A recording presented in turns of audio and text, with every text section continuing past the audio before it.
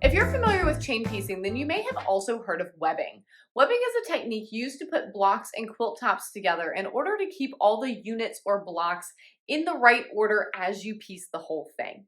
My name is HollyAnne of String Story, and it's my job to guide you to sew and quilt with confidence. And today I'm going to teach you the basics of webbing on this 9-patch Dogwood Blossoms quilt block. Let's get started. Here you can see I have laid out one Dogwood Blossoms block all ready to be pieced together. Now this block is a 9-patch. That means that it has 3 rows across and 3 rows down for a total of 9 pieces that come together to make the block. That makes this an ideal way to practice this webbing technique because there's not so much going on that you're likely to get lost or too confused along the way. Now, friendly reminder, webbing, like with any technique in quilting, might take you a few tries before it totally sinks in. So take a deep breath. Don't worry if it doesn't totally make sense the first time. Just know it'll get easier every single time you try. Now, chain piecing, as you know, means to sew pieces together and leave them linked by little threads in between. When we web something, that means that we add extra chains to one another until this whole block is put together by those little dangling threads from where we started piecing, all right? We're gonna always work left to right, top to bottom when we are webbing our block or our quilt. We start with the first 2 blocks in each row and then add subsequent blocks after that, all right? Let me show you. First, I'm going to sew together these first 2 blocks from the top of this Dogwood Blossoms unit.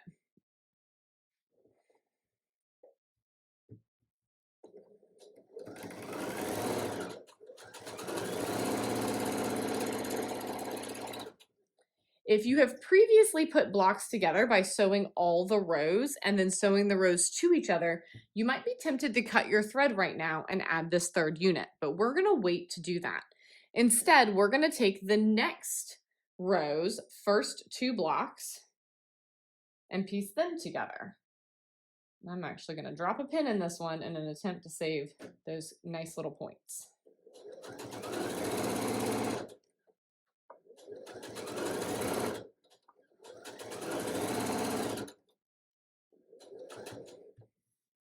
And then I'm going to do the first 2 units from this final row. If there were more than 3 rows going down this way, I would keep going until I did all of them.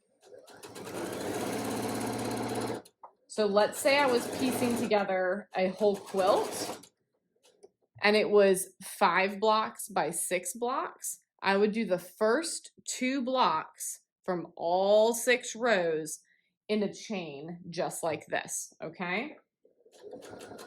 I just have 3 right now, so we're gonna go ahead and break our thread and pull this chain back over here. Now, as you get practice, you will be able to just take this and start on the next column, no worries.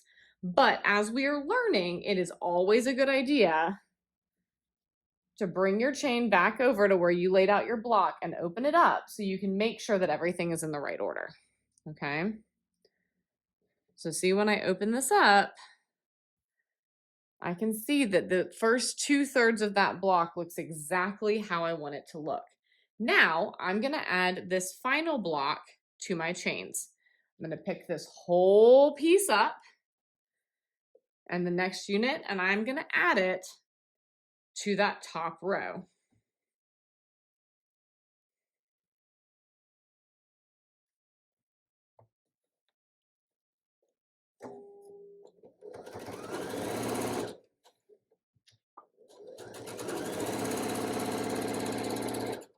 Then I'm going to open up my next row and add the next unit. Same thing, I've got points aligning here. So I'm gonna drop a little pin in it to hold those in place.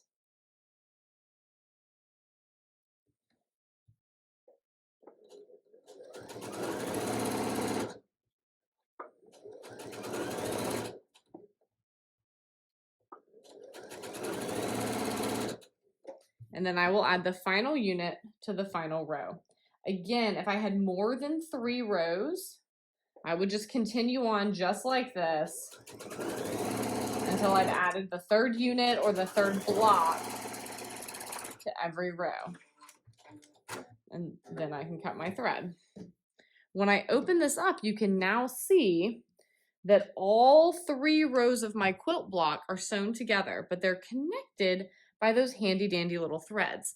That means that I can't accidentally put these rows together in the wrong order. And it also means that when I go to press, it will be easy to see which way that I have pressed my blocks. For example, I will probably press these center seams towards the middle, which means the top and the bottom I will press out so that I know these seams will nest. And it's a lot easier to see that pressing pattern when everything is all connected to each other.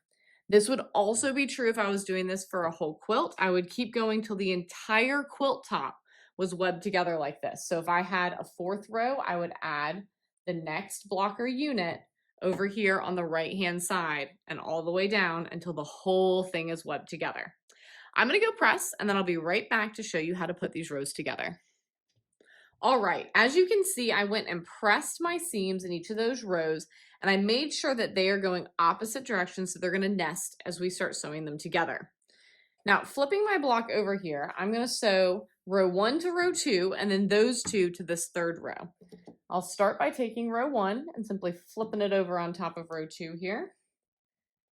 And then I am going to line up my seams and I'm going to butt them up against each other where I've pressed them in opposite directions and I pin across the seam so that I know it's not going to move, right? So I bump those little seams up against each other and then pin across at a little diagonal. I also notice that I have my pin heads pointed to where when I am sewing, it's easy to grab them and pull them out. I don't have them running parallel. I want them sticking out where I can snag them and get them out of the way so I don't accidentally run over my pins. And then again, pin those points.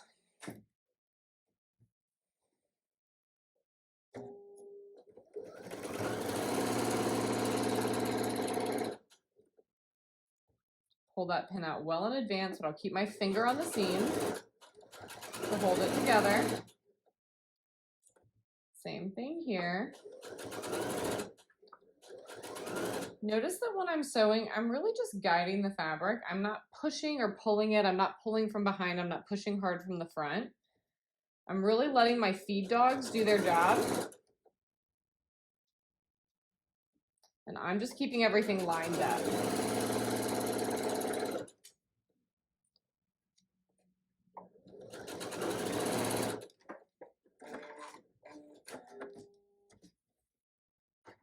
Didn't quite cut there. Then you can open this up and you can see I've got my lovely points. My seams are all matching. All right, and now we're gonna sew these first 2 rows to this final one in the same way. So fold it down. I think having those little connecting threads also makes it easier to line up your seams because they're already pretty close. They're tethered to each other. They can't get too far away.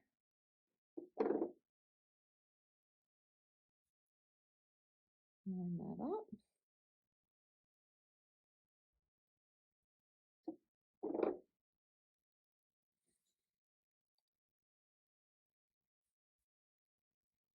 And then sew just like the other one.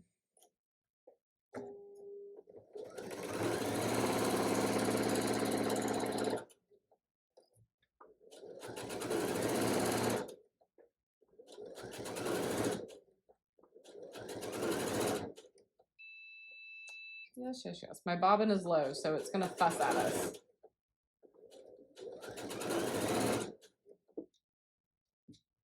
I wanna make sure these edges don't get off from each other. Thank you.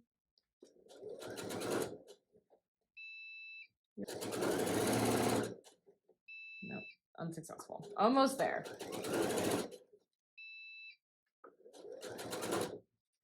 Two more stitches. All right, we made it. Then all I need to do is go press those 2 seams And as you can see, we've got a beautifully pieced block, everything where it belongs. And using that webbing technique just makes it so much easier to make sure that everything lines up and ends up in the proper place. Thank you so much for joining me for this introduction of how to web a quilt block. I hope this has been informative and that you'll be inspired to try this technique, especially if it's new for you. Be sure to hit like and subscribe and check out more resources in the caption below.